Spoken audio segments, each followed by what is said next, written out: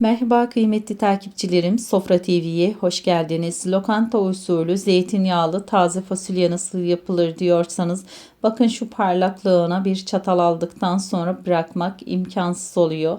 Hadi şimdi birlikte yapalım. Ben burada 500 gram taze fasulyeyi güzelce yıkadım. Şimdi uç kısımlarını alıp kenarındaki kılçıkları temizliyorum. Bu küçük detay fasulyenin hem daha güzel pişmesini hem de yerken lifli lifli olmamasını sağlıyor. Ben fasulyeleri bu tarifte bütün olarak kullanmayı tercih ettim. Ama siz dilerseniz ortadan ikiye bölebilir ya da istediğiniz boyutta keserek de hazırlayabilirsiniz. Tamamen damak zevkinize ve sunum tercihinize kalmış. Kıymetli takipçilerim, beni hangi ülkeden veya hangi şehirden izliyorsanız yorumlar kısmına yazıp benimle paylaşırsanız gerçekten çok sevinirim.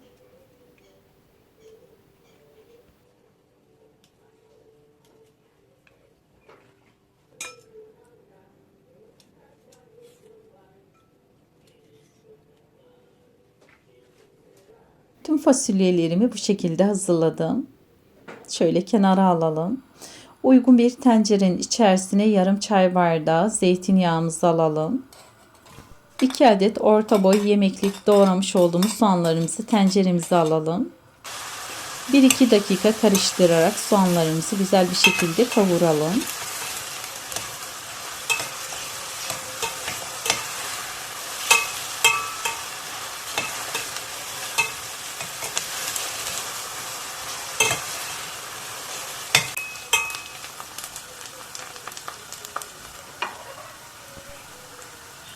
Hazırlamış olduğumuz fasulyelerimizi tenceremize alalım.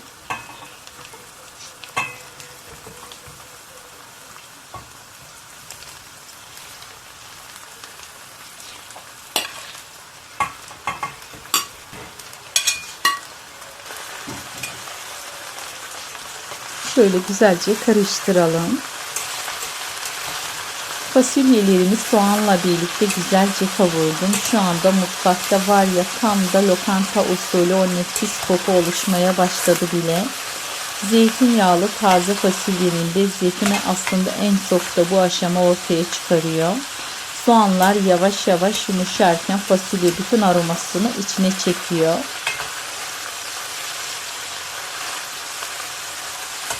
Daha sonra tenceremizin kapağını kapatalım. Kısık ateşte 6-7 dakika fasulyemizi kavuralım. Bakın, kapağını kapattıktan sonra fasulyenin rengi yavaş yavaş dönmeye başladı bile. İşte tam bu aşamada bütün lezzet birbirine geçiyor. Şöyle güzelce karıştıralım. Daha sonra üzerine 3 adet orta boy soyulmuş ve ince ince doğramış olduğumuz domates ve 2 diş de ince ince kıymış olduğumuz sarımsağımızı ekleyelim.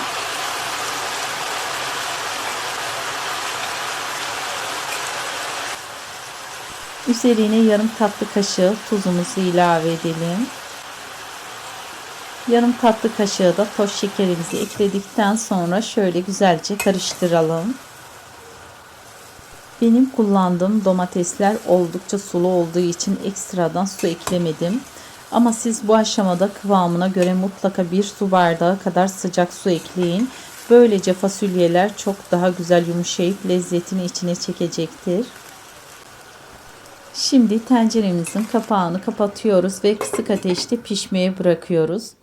Fasulyeler yavaş yavaş kendi suyunda pişerken zeytinyağı ve sebzelerin o doğal lezzetinin birbirine karışıyor.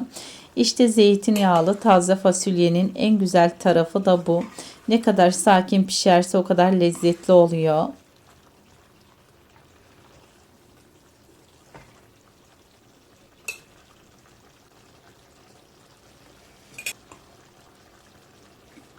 Şöyle hemen kontrol ediyorum. Gerçekten de harika bir şekilde pişmiş. Üzerine yarım çay bardağı da zeytinyağımızı gezdirelim. Zeytinyağımızı ekledikten sonra 1-2 dakika daha bu şekilde hafifçe kaynattıktan sonra fasulyemiz artık hazır kıvama geliyor. Lezzetini içine tamamen aldıktan sonra ocağın altını kapatıyoruz ve dinlenmeye bırakıyoruz.